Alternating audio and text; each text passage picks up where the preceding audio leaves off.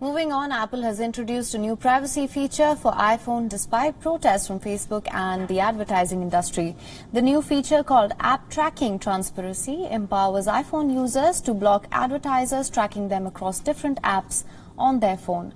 For Apple's more than 1 billion iPhone users, the change will mean a new pop-up notification in some apps seeking user permission to collect data that Apple believes could be used to track their browsing habits across third-party apps and websites.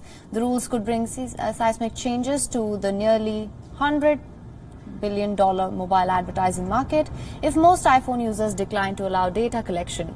Apple CEO had announced in 2017 that user privacy remains Apple's top priority.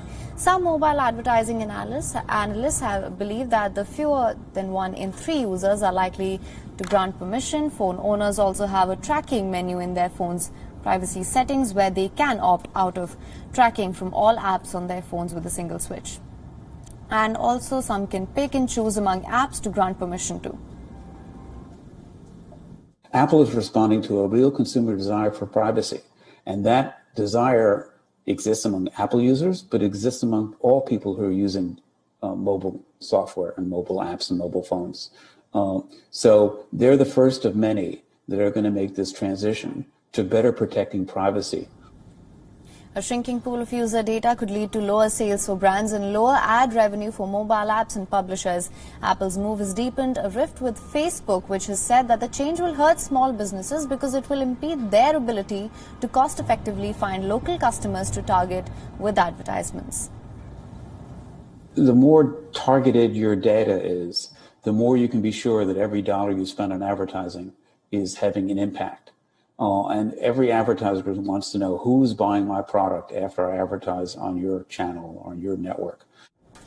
Data collection is still allowed if it is spelled out in app's privacy policy. The changes only affect whether app developers share data they collect with third parties. For example, Facebook can still collect its own user data for ads, but if Facebook wants to target ads based on data from which third-party website users have used their Facebook credentials to log into, it will need to seek permission.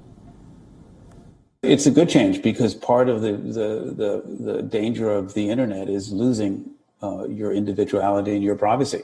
And this allows you to still help advertisers make your messages relevant without telling them what you're doing Tuesday afternoon at 2 p.m. Facebook faces up to a 7% decline in second quarter revenue if 80% of its users block the company from tracking them on iPhones, said mobile analyst Eric Seufert, and it amounts to nearly $2 billion based on Facebook's fourth quarter earnings.